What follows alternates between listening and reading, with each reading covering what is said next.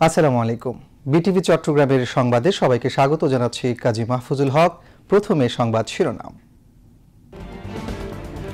জুলাই শহীদ দিবস আজ রাষ্ট্রীয়ভাবে পালিত হচ্ছে শোক। নতুন বাংলাদেশ গঠনের লক্ষ্যে জুলাই শহীদদের ত্যাগের মাধ্যমে সৃষ্ট সুযোগের সদ্ব্যবহার করতে প্রধান উপদেষ্টা প্রফেসর মোহাম্মদ ইউনূসের আহ্বান। জুলাই আগস্ট গণ অভ্যুত্থানে সকল শহীদদের অবদানকে স্মরণীয় ও অনির্বাণ করে রাখতে সারা দেশে স্মৃতিস্তম্ভ নির্মাণ করা হবে, চট্টগ্রামে মুক্তিযুদ্ধ বিষয়ক উপদেষ্টা। জুলাই গণ অভ্যুত্থানের সময় আশুলিয়ায় ৬ মরদেহ পোড়ানোর মামলায় অভিযুক্ত সাবেক এসপি কাফি সহ ৮ জনকে হাজির হতে পত্রিকায় বিজ্ঞপ্তির আদেশ ট্রাইব্যুনালের। গোপালগঞ্জে এনসিপির সমাবেশের নিষিদ্ধ সংগঠন ছাত্রলীগের হামলা। আজ রাত ৮টা থেকে আগামীকাল বিকেল ৬টা পর্যন্ত গোপালগঞ্জে কারফিউ ঘোষণা। হামলার ঘটনা ন্যাক্কারজনক, মির্জা ফখরুলের বিবৃতি। গাজায় ইসরায়েলি হামলায় আরও ৬১ ফিলিস্তিনির প্রাণহানি। অবরুদ্ধ উপত্যকাটিতে শিশুদের মধ্যে অপুষ্টি বাড়ায় জাতিসংঘের উদ্বেগ।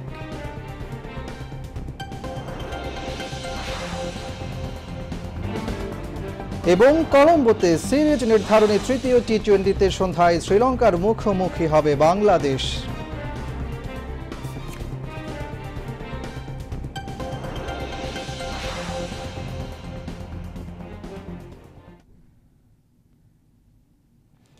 এতক্ষণ সংবাদ শিরোনাম শুনলেন, এবার বিস্তারিত। আজ জুলাই শহীদ দিবস। প্রথমবারের মতো দেশজুড়ে পালিত হচ্ছে জুলাই শহীদ দিবস। গত বছর এদিনে বৈষম্য বিরোধী আন্দোলন চলাকালে আবু সাঈদ, ওয়াসিম ও শান্তসহ ৬ জন শহীদ হন। মূলত ৬ জনের মৃত্যু এবং আরও প্রায় ৪০০ জনের আহত হওয়ার মধ্য দিয়ে এদিনেই আওয়ামী ফ্যাসিজমের কবর খোঁড়া শুরু হয়ে যায়। আজ রাষ্ট্রীয়ভাবে পালন করা হচ্ছে শোক। গতকাল এ বিষয়ে একটি প্রজ্ঞাপন জারি করে মন্ত্রিপরিষদ বিভাগ। আজ বাংলাদেশের সব সরকারি, আধা সরকারি, স্বায়ত্তশাসিত প্রতিষ্ঠান ও শিক্ষা প্রতিষ্ঠান, পাশাপাশি বেসরকারি ভবন এবং বিদেশে বাংলাদেশ মিশনে জাতীয় পতাকা অর্ধনমিত রাখা হয়েছে। এছাড়া শহীদদের আত্মার মাগফিরাত কামনায় দেশের সব মসজিদে বিশেষ দোয়ার আয়োজন করা হয়েছে। এছাড়া অন্যান্য ধর্মীয় প্রতিষ্ঠানেও বিশেষ প্রার্থনা অনুষ্ঠিত হচ্ছে। সকল মন্ত্রণালয় ও বিভাগে ফেসবুক পেজ, ইউটিউব চ্যানেল ও অন্যান্য সামাজিক যোগাযোগ মাধ্যমে বিশেষ অনুষ্ঠানমালা প্রচার করা হচ্ছে। এদিকে জুলাই শহীদ দিবস উপলক্ষে দেয়া এক বাণীতে প্রধান উপদেষ্টা প্রফেসর মোহাম্মদ ইউনূস বলেছেন, জুলাই শহীদরা স্বপ্ন দেখেছিলেন একটি বৈষম্যহীন, দুর্নীতি ও স্বৈরাচার মুক্ত নতুন রাষ্ট্র ব্যবস্থার।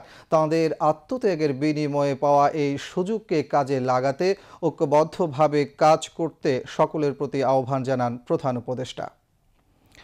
2024-এর জুলাই গণ অভ্যুত্থানের অন্যতম বীর শহীদ আবু সাঈদ সাধারণ একজন শিক্ষার্থী হয়েও বিশ্ব দরবারে সমাদৃত হওয়ার এই গল্পটা মোটেও আনন্দের নয়, বরং অত্যন্ত বিষাদময় ও পীড়াদায়ক।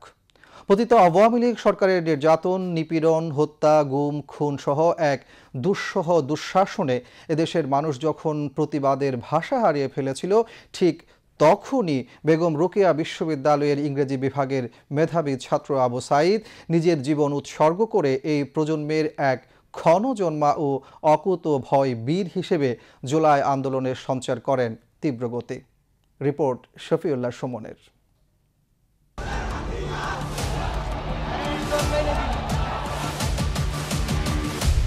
ক্রান্তি লগ্নে জাতিকে উদ্ধারে কোনো না কোনো একজন ক্ষণজন্মা বীর জন্ম নেয়।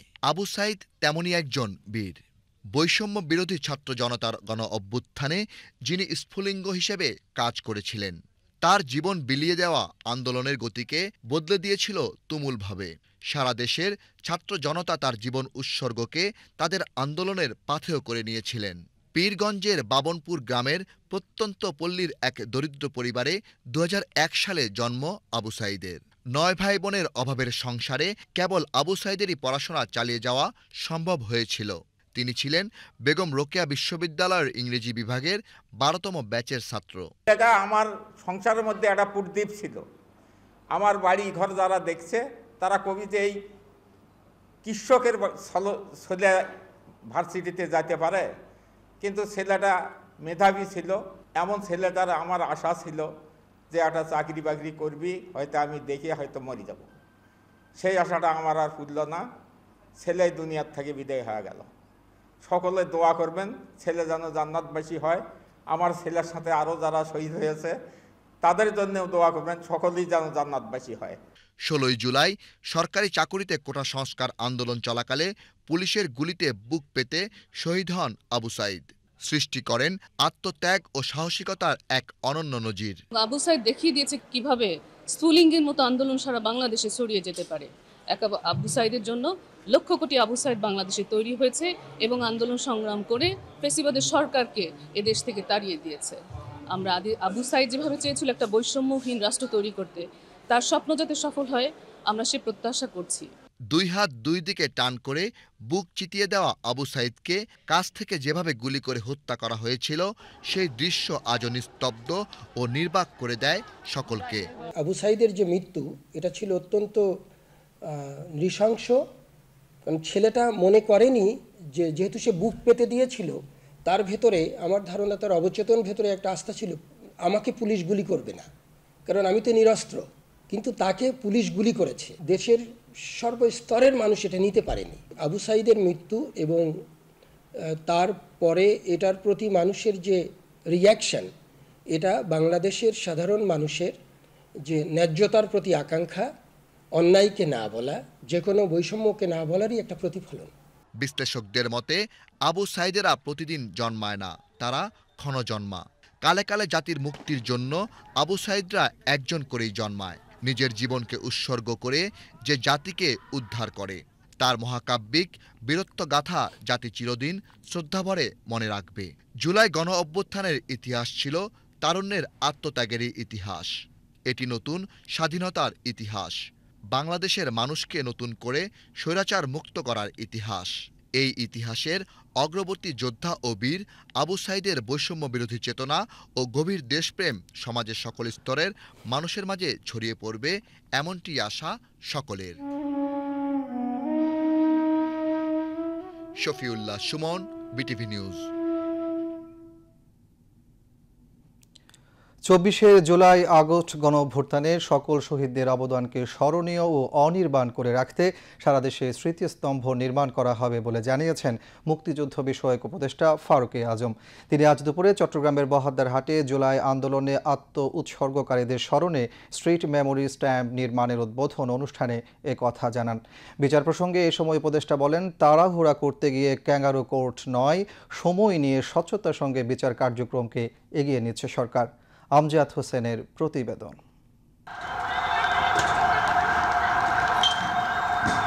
24-এর রক্তস্নাত জুলাই বিপ্লবে বন্দর নগরী চট্টগ্রামে আন্দোলনের কেন্দ্রবিন্দু ছিল বহদ্দারহাট ও মুরাদপুর এলাকা। সরকারি বেসরকারি স্কুল, কলেজ ও বিশ্ববিদ্যালয়ের শিক্ষার্থীদের আন্দোলনে চট্টগ্রামে সবচেয়ে বেশি রক্ত ঝরেছে এই এলাকাতেই। জেলার 15 জন শহীদদের মধ্যে শুধু বহদ্দারহাট ও মুরাদপুরে প্রাণ হারিয়েছেন ওয়াসিম, শান্ত, ফারুক, তানভীর, সাইমন সহ অকুতোভয় 8 জন জুলাই যোদ্ধা। তাদের স্মরণে বুধবার দুপুরে বহদ্দারহাট মোড়ে স্ট্রিট মেমোরি স্ট্যাম্প নির্মাণ কাজের উদ্বোধন করেন মুক্তিযুদ্ধ বিষয়ক উপদেষ্টা বীর প্রতীক ফারুক আজম ও শহীদ ফারুক ও শহীদ শহীদুলের পরিবারের সদস্যরা।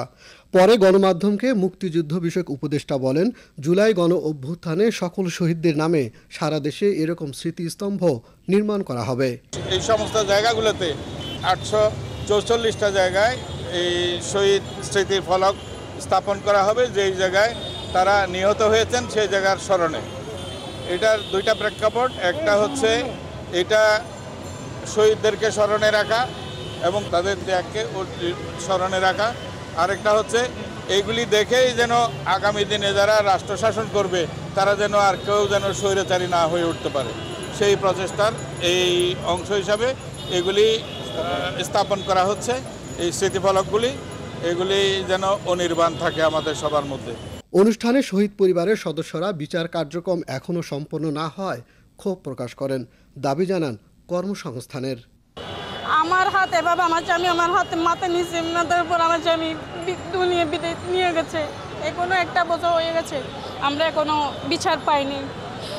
সরকারের কাছে অনুরোধ জানাচ্ছি যে আমাদের প্রত্যেককে একটা একটা করে চাকরি দেওয়া হোক, আমাদের একটা ঘরের ব্যবস্থা করা হোক, আমরা একটা ছোটো করে কোনো আমরা ভাড়া করে আছি। আমাদের ছেলে মেয়েদের জীবনটাই অন্ধকার। প্রায় জুলাইয়ের 16 তারিখ আমার হাজব্যান্ড মারা গেল, প্রায় আজকে 1 বছর।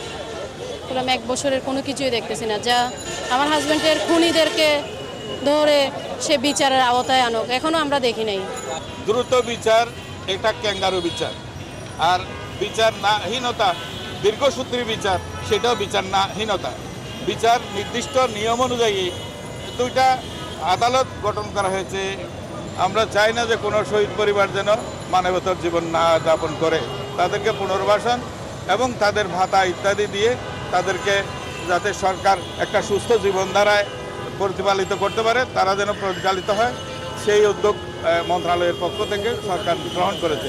পরে আন্দোলনের আরও গুরুত্বপূর্ণ স্থান নগরীর মুরাদপুরে স্ট্রিট মেমোরি স্ট্যাম্প নির্মাণ কাজের উদ্বোধন করেন মুক্তিযুদ্ধ বিষয়ক উপদেষ্টা সহ প্রশাসনের ঊর্ধ্বতন কর্মকর্তাবৃন্দ। এরপর নগরীর পাঁচলাইশে জুলাই উদ্যানে জুলাই 2024-এর গণ অভ্যুত্থানে শহীদ ছাত্র জনতার স্মরণে স্মৃতিস্তম্ভ নির্মাণ কাজ পরিদর্শন করেন মুক্তিযুদ্ধ বিষয়ক উপদেষ্টা ফারুকী আজম।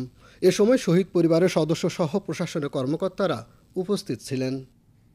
Amjad Hossain, BTV news, Chattogram. শহীদ ওয়াসিম আকরাম ও জুলাই শহীদদের রক্তে ফেসিবাদের জগদ্দল পাথর থেকে মুক্ত হয়েছে বাংলাদেশের শাসন ব্যবস্থা। সেই জুলাই বিপ্লবের চট্টগ্রামের প্রথম শহীদ ওয়াসিম আকরামের শাহাদাত বার্ষিকী আজ। এদিন বৈষম্য বিরোধী ছাত্র আন্দোলনে চট্টগ্রামের মুরাদপুরে দুপুরের দিকে ফেসিবাদী দুর্বৃত্তের গুলিতে নিহত হন তিনি। ফেসিবাদের বুলেটের সামনে দাঁড়িয়ে নির্ভয়ে প্রাণ দিয়ে তিনি প্রমাণ করেছেন অধিকার আদায়ের প্রশ্নে আপোষ নয়। সাহসী সংগঠক জুলাই যোদ্ধা ওয়াসিম আকরামকে নিয়ে তার সহযোদ্ধারা করেন স্মৃতিচারণ। বিস্তারিত সুরেশ কুমার দাসের প্রতিবেদনে। আজকের দিনে গত বছর জুলাই বিপ্লবে শহীদ হয়েছিলেন চট্টগ্রাম কলেজের ছাত্র ওয়াসিম আকরাম। আর সেই 16 জুলাই থেকে বৈষম্য বিরোধী ছাত্রদের কোটা বিরোধী আন্দোলন নতুন লক্ষ্যে পরিচালিত হয়। কক্সবাজারের পেকুয়া উপজেলার সদর ইউনিয়নের বাগগুজরা বাজার পাড়ার শফিউল আলম এবং জ্যোৎস্না বেগম দম্পতির 5 সন্তানের মধ্যে তৃতীয় ওয়াসিম। তিনি চট্টগ্রাম কলেজের স্নাতক 4র্থ বর্ষে পড়তেন। সে আমার একটা দলপ্রেমী ছেলে ছিল, যাকে আসলে কোনো প্রোগ্রামের কথা বলে কেউ কোনোভাবে আটকে রাখা হতো না। সে কোনো গ্রুপিং চিন্তা করতো না, যেখানেই প্রোগ্রাম হবে সেখানে এসে চলে যেত। সে সবসময় এই স্বৈরাচারের বিরুদ্ধে, ফ্যাসিস্টের বিরুদ্ধে সবসময় সংগ্রামে লিপ্ত ছিল। ধরতে গেলে 15 জুলাই না, একদম প্রথম থেকে, যে আন্দোলনের প্রথম থেকে সে সোচ্চার ছিল। ফেসিবাদী বিরোধী আন্দোলনে ওয়াসিম ছিলেন সম্মুখ সারির যোদ্ধা। ফেসিবাদের অপশক্তির বুলেটে মৃত্যু হবার আগ পর্যন্ত গণতান্ত্রিক বাংলাদেশের জন্য লড়াই করেছেন ওয়াসিম। 16 জুলাই ওয়াসিম আকরাম সহ মিএস কলেজের শান্ত এবং ফার্নিচার মিস্ত্রি এই যে ফারুক, আরেকজন ফারুক, তারা ডেড হয় 3 জন। আমি মেডিকেলের ইমার্জেন্সিতে গিয়ে মনে হয়েছিল আসলে সেদিন আমি নিজের মায়ের পেটের ভাইটাকে হারিয়ে ফেলেছি। ওয়াসিম আকরাম সহ সেই দিন 16 জুলাই আমরা যাদেরকে হারিয়েছি চট্টগ্রামবাসী, আমি প্রত্যেকের বিদেহী আত্মার মাগফিরাত কামনা করছি। মুরাদপুর যখন ক্রস করছি তখন দেখতেছি ওয়াসিমকে আমাদের 2টা ছোট ভাই ধরে নিয়ে আসতেছে। তখন কিন্তু সে রক্তাক্ত। আমরা তখনও বিশ্বাস করি নাই ওয়াসিম সেদিন মারা গেছে। ওয়াসিমের মৃত্যু মানে এটা কল্পনীয় করা না। সে আমার খুব আদরের ছোটো ভাই ছিল, আমাদের সাথে সবসময় এই আড্ডা দিত, আসতো যেত। তো আমরা মানে এটা কখনো বিশ্বাস করতে পারি না। তখন ওকে ধরে নিয়ে মেডিকেলে নিয়ে গেছে আমাদের ছেলেপেলেরা। শহীদ ওয়াসিমের শাহাদাতের প্রথম বার্ষিকীতে তার সহযোদ্ধারা ওয়াসিম হত্যার বিচার চান। পাশাপাশি ওয়াসিম যে স্বপ্নের জন্য প্রাণ দিয়েছেন সেই বাংলাদেশের রাষ্ট্র ক্ষমতা যেন স্বৈরাচারে রাহুমুক্ত থাকে।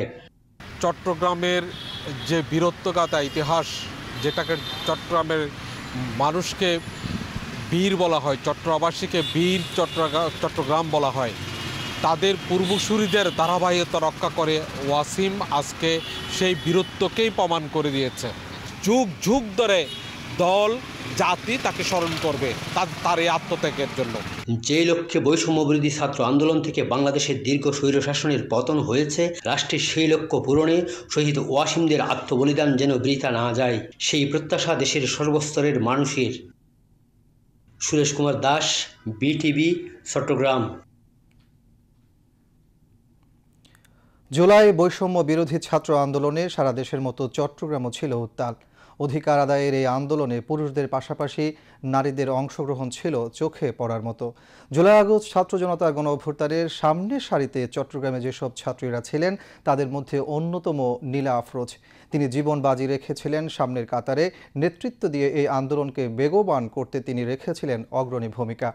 আজ 1 বছর পর এই অগ্নিঝরা জুলাইয়ে নীলা আফরোজের স্মৃতি কথা তুলে ধরে সাক্ষাৎকার ভিত্তিক প্রতিবেদনের আজ দেখুন দ্বিতীয় পর্ব।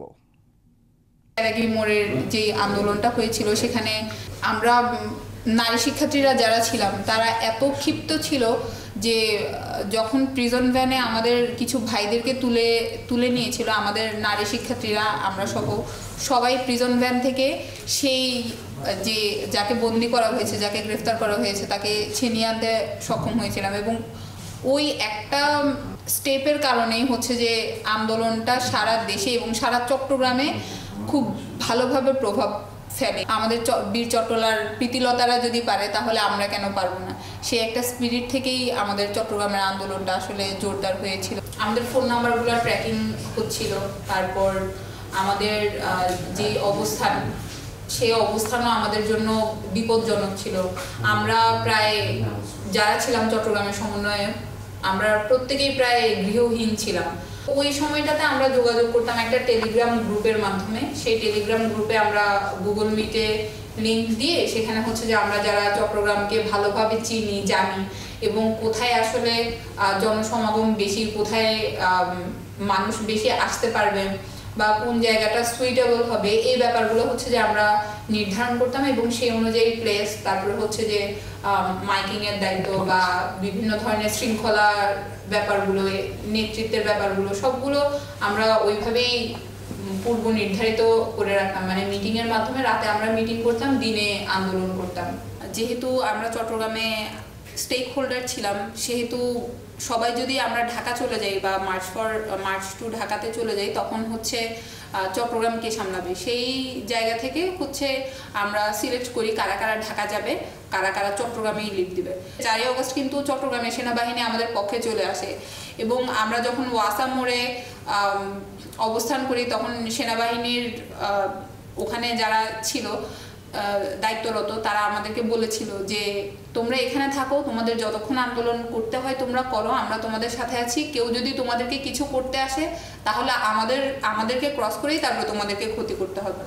তো তখন থেকেই আমরা আসলে মোটামুটি বুঝে গিয়েছিলাম যে না, এবার হয়তো সে আর গদিতে থাকতে পারবে না। তবে সেটা যে 5 তারিখেই হয়ে যাবে সেটা আসলে আমরা বুঝিনি।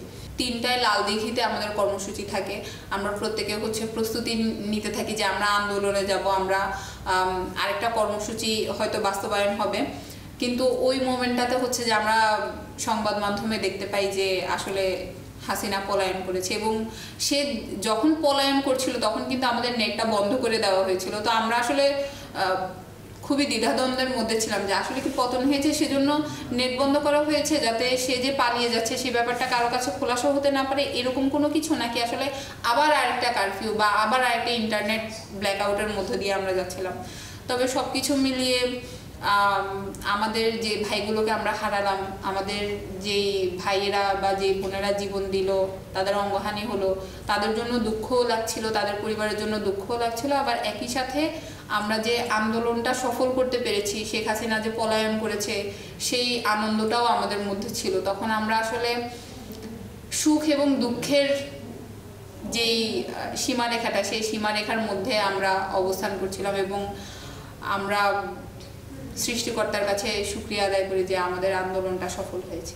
আগামী দিনের বাংলাদেশ আমার জায়গা থেকে আমি চাই যে একটা ফ্যাসিবাদের কারণে আমাদের 2000 ভাই শহীদ হলো, লক্ষাধিক ভাই বোন আমাদের অঙ্গহানি হলো, কেউ চোখ হারিয়েছে, কেউ হাত হারিয়েছে, কেউ পা হারিয়েছে। এটা সম্পূর্ণটা হয়েছে একটা ফ্যাসিবাদ ব্যবস্থাপনার কারণে। তো এই ফ্যাসিবাদ ব্যবস্থাপনা যাতে আর কায়েম না হয়। নতুন বাংলাদেশের বুনিয়াদকাল 2024-এর জুন, জুলাই, আগস্টের দিনগুলো। বাংলাদেশের রাজনীতির গতিপথ পাল্টে দেয়া এই মাহেন্দ্রক্ষণ মানুষের মনে জায়গা করে নিয়েছে 36 জুলাই নামে। এ জনপদের অসামান্য ত্যাগ ও অনন্য সাহস সংগ্রামের গৌরবময় দিনগুলোর ঘটনাবলী সবার কাছে তাই অনেক গুরুত্বের। কেমন ছিল দুনিয়া কাঁপানো জুলাইয়ের দিনগুলো? লাল জুলাইয়ের বিপ্লবী সময়রেখার উপর নজর বোলাতে আমাদের এবারের আয়োজন।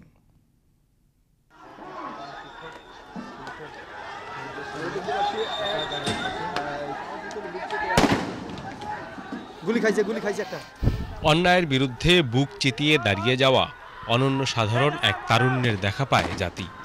এই জনপদের বাসিন্দাদের যেন হাজার বছরের সাহস জমা হয়েছিল আবু সাইদের বুকে।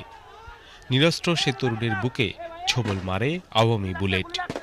নির্মমতার নির্লজ্জ এ প্রদর্শনীতে বিক্ষুব্ধ হয়ে পড়ে পুরো জাতি।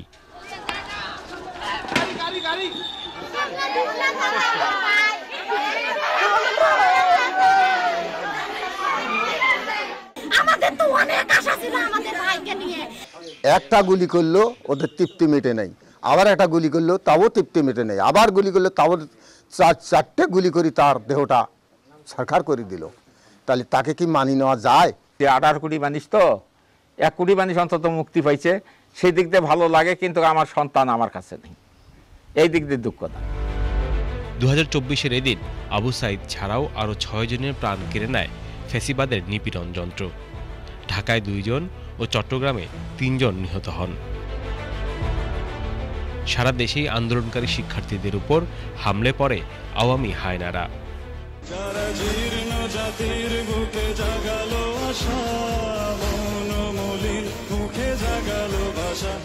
চট্টগ্রামে ছাত্রলীগের হামলায় শহীদ হন ওয়াসিম। অতল গভীর চোখে যে নতুন বাংলাদেশের স্বপ্ন দেখেছিল।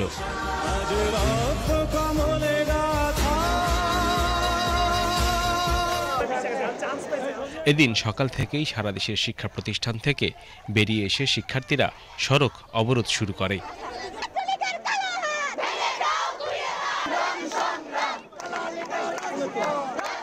ঢাকা, রাজশাহী, চট্টগ্রাম, বগুড়া সহ অনেক শহরের প্রধান সড়কগুলো অচল হয়ে যায়। মহাসড়কেও যান চলাচল বন্ধ হয়ে পড়ে। ঢাকায় বেসরকারি বিশ্ববিদ্যালয়ের শিক্ষার্থীরাও সড়কে অবস্থান নেয়। আগের দিনের ধারাবাহিকতায় আজও ছাত্রলীগ রাখ ঢাক ছাড়াই পুরোপুরি সন্ত্রাসী রূপে হাজির হয়। ঢাকা বিশ্ববিদ্যালয়, ঢাকা কলেজ, মিরপুর সহ সব জায়গায় প্রকাশ্য অস্ত্র ব্যবহার করে গুলি চালায় তারা।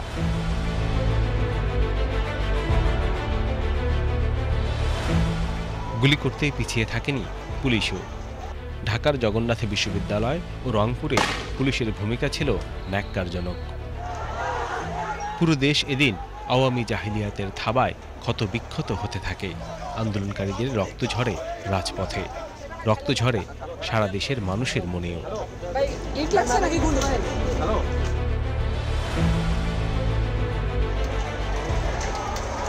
চারিদিকের এমন আক্রমণের মুখে দিশেহারা শিক্ষার্থীরা নিজেদের মতো করেই প্রতিরোধ গড়ে তুলতে থাকে। মার খেতে খেতে ঘুরে দাঁড়ায় শিক্ষার্থীরা। ছাত্রলীগকে এবার প্রকাশ্য বর্জন করতে থাকে তারা। 16ই জুলাই মূলত রাজশাহী বিশ্ববিদ্যালয়ের ইতিহাসে, এবং আমি মনে করি ব্যক্তিগতভাবে এই আন্দোলনের ইতিহাসে অন্যতম একটি দিন। কেননা এই দিন আমরা ছাত্রলীগকে রাজশাহী বিশ্ববিদ্যালয় থেকে সর্বপ্রথম বিতাড়িত করতে সক্ষম হই, এবং এই বিতাড়নের মাধ্যমেই বলা যায় যে খুনি হাসিনা সরকারের যে পতন, এই পতন নিশ্চিত হয়। ঢাকা বিশ্ববিদ্যালয়ের শহীদুল্লাহ হল, ফজলুল হক মুসলিম হল এবং অমর একুশে হল থেকে ছাত্রলীগের সন্ত্রাসীদের বের করে দেয় সাধারণ শিক্ষার্থীরা। সন্ধ্যার পর থেকেই জোরালো হতে থাকে এ প্রতিবাদ।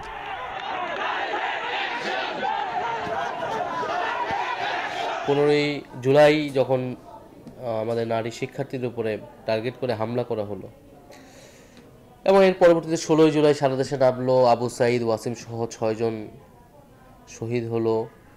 তো তখন আন্দোলনটা আরেক দিকে রাজনৈতিক দিকে চলে গেল, এবং এই সরকারের বিরুদ্ধেই আসলে আন্দোলনকারীরা সরাসরি অবস্থান নিল।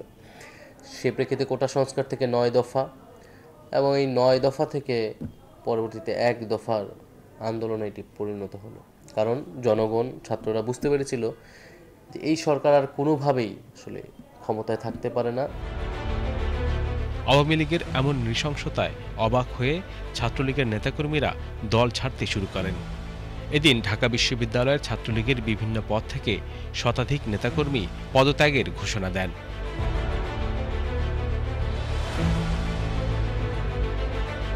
শিক্ষার্থীরা ছাত্রলীগকে সামাজিকভাবেও বয়কট শুরু করেন। নিজ নিজ বিভাগের ফেসবুক সহ সামাজিক যোগাযোগ মাধ্যমের গ্রুপগুলো থেকে ছাত্রলীগের কুলাঙ্গারদের বের করে দেন তারা।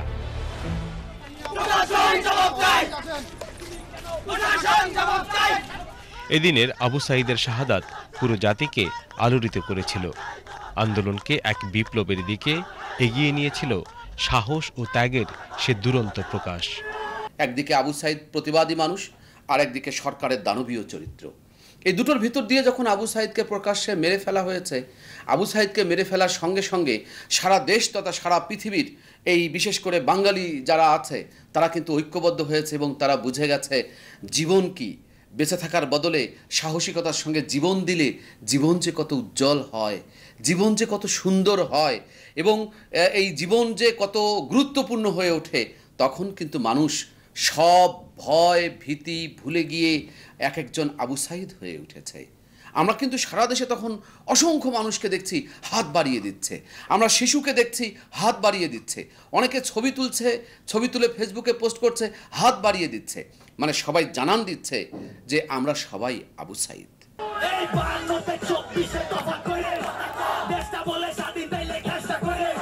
ওই দিনই নারায়ণগঞ্জের সেজান র্যাপের সুরে প্রতিবাদ জানান এমন হত্যাযজ্ঞের। Iqbal Farhad, BTV news.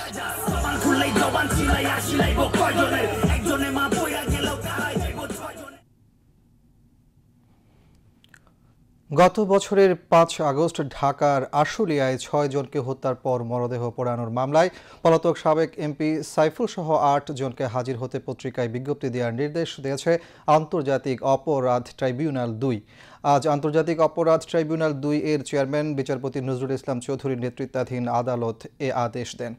এদিন সকালে এই মামলায় গ্রেফতার সাবেক পুলিশ কর্মকর্তা আব্দুল্লাহিল কাফি, শহীদুল ইসলাম সহ 8 আসামিকে ট্রাইব্যুনালে হাজির করা হয়। এর আগে গত 2 জুলাই আশুলিয়ায় 6 জনের লাশ পোড়ানোর মামলায় সাবেক এমপি সাইফুল ইসলাম সহ 16 জনকে অভিযুক্ত করে ট্রাইব্যুনালে আনুষ্ঠানিকভাবে অভিযোগ দাখিল করে প্রসিকিউশন। গত বছরের 5 আগস্ট সাভারের আশুলিয়ায় পুলিশের গুলিতে প্রাণ হারান 6 তরুণের পর পুলিশ ভ্যানে তাদের মরদেহ তুলে আগুনে পুড়িয়ে দেওয়া হয়। প্রসিকিউশন জানায়, নৃশংস এক ঘটনার সময় একজন জীবিত ছিলেন, জীবন্ত মানুষকে পুড়িয়ে মারা হয়। এ ঘটনায় 11 সেপ্টেম্বর মানবতা বিরোধী অপরাধের অভিযোগ এনে আন্তর্জাতিক অপরাধ ট্রাইব্যুনালে মামলা করা হয়। দেশব্যাপী জুলাই পদযাত্রার অংশ হিসেবে আজ গোপালগঞ্জ, মাদারীপুর ও শরীয়তপুরে পথসভা করেছে জাতীয় নাগরিক পার্টি এনসিপি। তরুণদের নতুন এই রাজনৈতিক দলটির মার্চ টু গোপালগঞ্জ কর্মসূচিতে জেলার শহরের পৌর উন্মুক্ত মঞ্চে বক্তব্য রাখেন এনসিপির আহ্বায়ক মোহাম্মদ নাহিদ ইসলাম সহ কেন্দ্রীয় নেতৃবৃন্দ। এদিকে কার্যক্রম নিষিদ্ধ হওয়া আওয়ামী লীগ ও সহযোগী সংগঠনের নেতাকর্মীরা এনসিপির এই পথসভা প্রতিহত করবে বলে আগে থেকেই সামাজিক যোগাযোগ মাধ্যমে প্রচারণা চালায়, যার ধারাবাহিকতায় পৌর পার্কে দুপুরে এনসিপির সমাবেশস্থলে হামলা ও ভাঙচুর করেছে নিষিদ্ধ ছাত্রলীগের নেতাকর্মীরা। এর আগে সকালে গোপালগঞ্জের উলপুর এলাকায় পুলিশের গাড়িতে হামলা, ভাঙচুর ও অগ্নিসংযোগ করেছে নিষিদ্ধ ছাত্রলীগের নেতাকর্মীরা। পুলিশের পক্ষ থেকে জানানো হয়, এতে কয়েকজন পুলিশ সদস্য আহত হয়। এছাড়াও গোপালগঞ্জ সদর উপজেলার ইউএনওর গাড়িতে হামলা ও ভাঙচুর করা হয়েছে। এদিকে নিরাপত্তা ব্যবস্থা জোরদার করতে আইনশৃঙ্খলা বাহিনীর পক্ষ থেকে পর্যাপ্ত ব্যবস্থা নেওয়া হয়। এরই অংশ হিসেবে এনসিপির সমাবেশ চলাকালে গোপালগঞ্জে 144 ধারা জারি করা হয়। পরিস্থিতি নিয়ন্ত্রণে স্থানীয় প্রশাসন আজ রাত 8টা থেকে আগামীকাল বিকেল 6টা পর্যন্ত গোপালগঞ্জে কারফিউ ঘোষণা করেছে। এদিকে গোপালগঞ্জে জাতীয় নাগরিক পার্টি এনসিপির কর্মসূচিতে হামলার ঘটনায় গভীর উদ্বেগ জানিয়েছেন বিএনপির মহাসচিব মির্জা ফখরুল ইসলাম আলমগীর। হামলাকারী দুষ্কৃতিকারীদের অবিলম্বে গ্রেফতার ও দৃষ্টান্তমূলক শাস্তির আহ্বান জানিয়েছেন তিনি। আজ এক বিবৃতিতে এ দাবি জানান বিএনপির মহাসচিব। এনসিপির পূর্ব ঘোষিত মার্চ টু গোপালগঞ্জ কর্মসূচিতে আওয়ামী ফ্যাসিস্ট সরকারের সন্ত্রাসীদের ন্যাক্কারজনক হামলার ঘটনায় গভীর উদ্বেগ প্রকাশ করেন বিএনপি মহাসচিব। এবার আন্তর্জাতিক সংবাদ।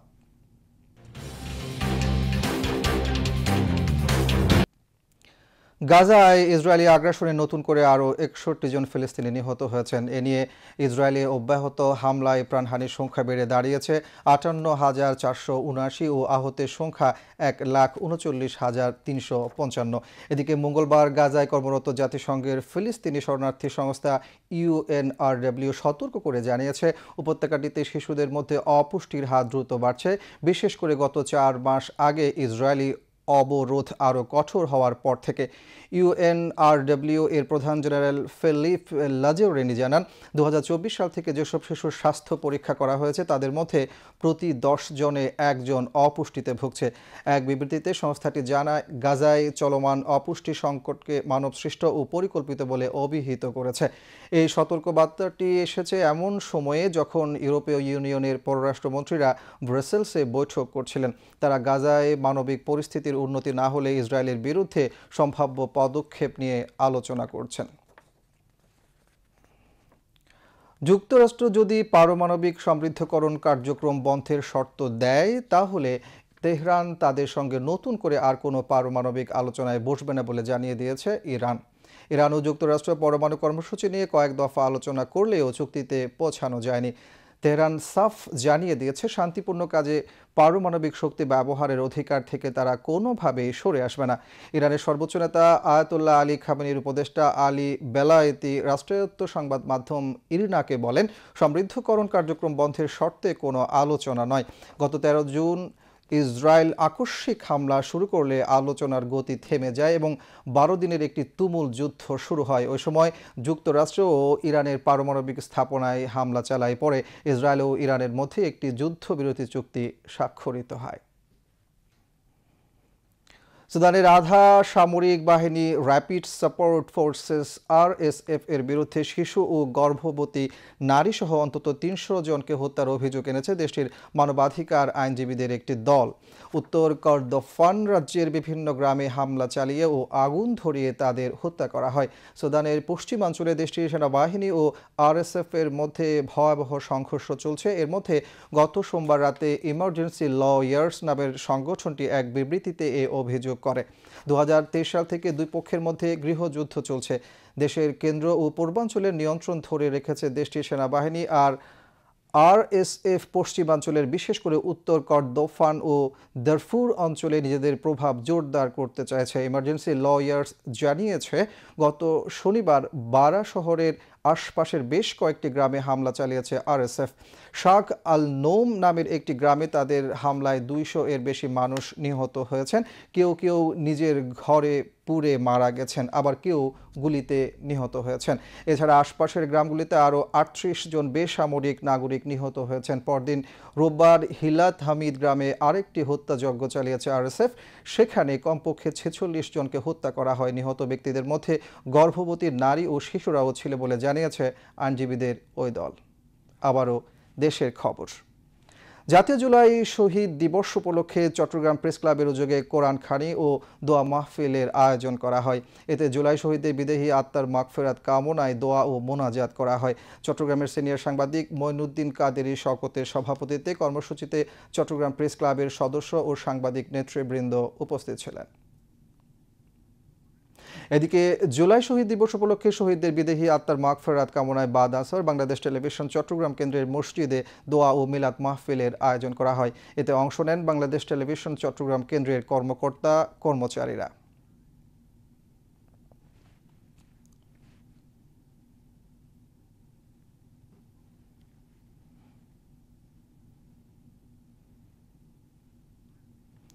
শেয়ারবাজারের খবর।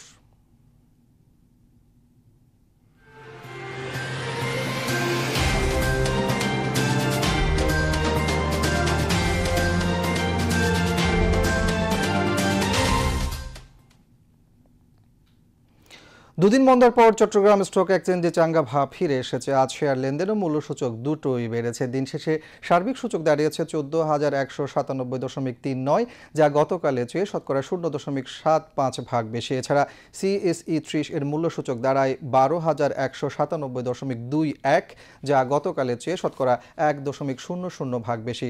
আজ 218টি কোম্পানির 25,88,864টি শেয়ার লেনদেন হয়, যার মূল্য 6,83,83,000 34,000 টাকারও বেশি। এর মধ্যে 139টি কোম্পানির শেয়ার দাম বেড়েছে, 44টির কমেছে এবং 35টির দাম অপরিবর্তিত রয়েছে।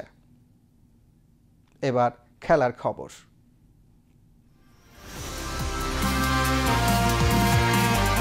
ক্রিকেট। আবারও সিরিজ জয়ের হাতছানি বাংলাদেশের সামনে। আজ তৃতীয় ও শেষ টি-20তে জয় পেলেই প্রথমবারের মতো শ্রীলঙ্কার মাটিতে সিরিজ জয়ের কীর্তি গড়বে টাইগাররা। এর আগে ওয়ানডেতে আশা জাগিয়েও শেষ পর্যন্ত 2-1 সিরিজে হাতছাড়া হয় বাংলাদেশে। তবে দ্বিতীয় টি-20তে 83 রানের দুর্দান্ত জয়ে সিরিজ জয়ের স্বপ্ন বুনেছে সফরকারীরা। বিস্তারিত মাহবুবুর রহমানের প্রতিবেদনে।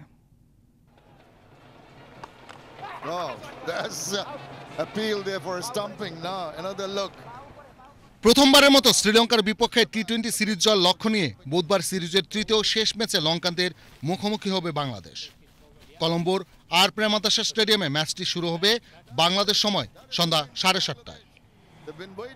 প্রথম টি-20 ম্যাচে 7 উইকেটে হারের পর দ্বিতীয় ম্যাচেই ঘুরে দাঁড়ায় বাংলাদেশ। 83 রানের জয়ে সিরিজে সমতা ফেরায় টাইগাররা। লঙ্কানদের বিপক্ষে টি-20তে রান বিবেচনায় এটি সবচেয়ে বড় জয়।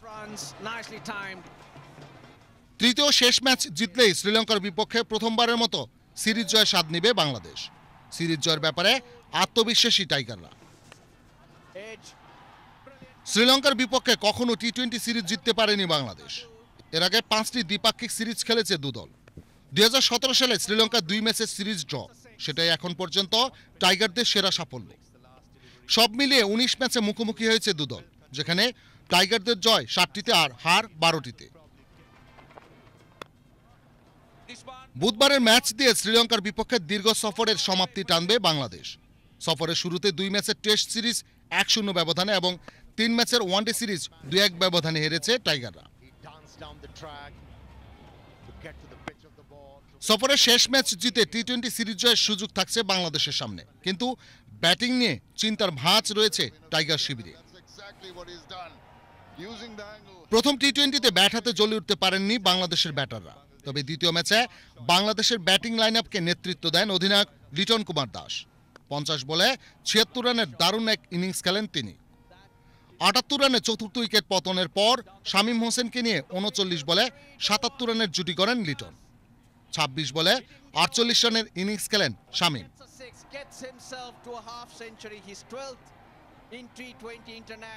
সিরিজ নির্ধারণী ম্যাচে জয়ের জন্য দ্বিতীয় ম্যাচের মতোই ব্যাটিং করার লক্ষ্য হয়তো থাকবে বাংলাদেশ দলের।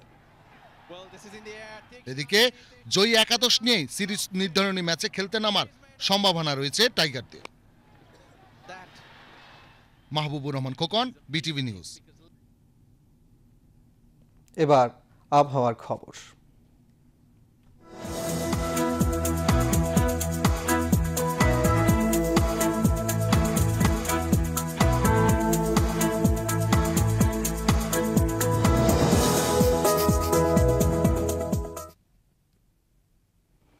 উত্তর বঙ্গোপসাগর, বাংলাদেশের উপকূলীয় এলাকা এবং সমুদ্র বন্দরসমূহের উপর দিয়ে ঝোড়ো হাওয়া বয়ে যাওয়ার সম্ভাবনা নেই।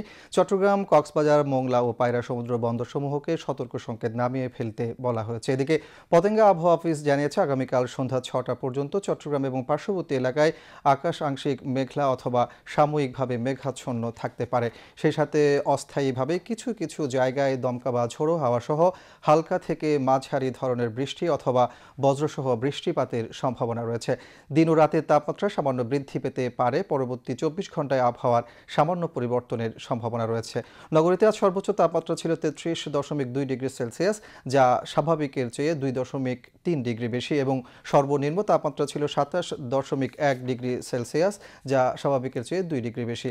আগামীকাল চট্টগ্রামের সূর্যোদয় 5টা 18 এবং সূর্যাস্ত 6টা 40 মিনিটে। এবার জানিয়ে দিচ্ছি কর্ণফুলী নদীতে আগামীকালের জোয়ার ভাটার সময়সূচি। ভাটা শুরু হবে ভোর 4টা 56 জোয়ার বেলা 11টা 32 এবং পরবর্তী ভাটা শুরু হবে বিকেল 5টা 16 এ ছিল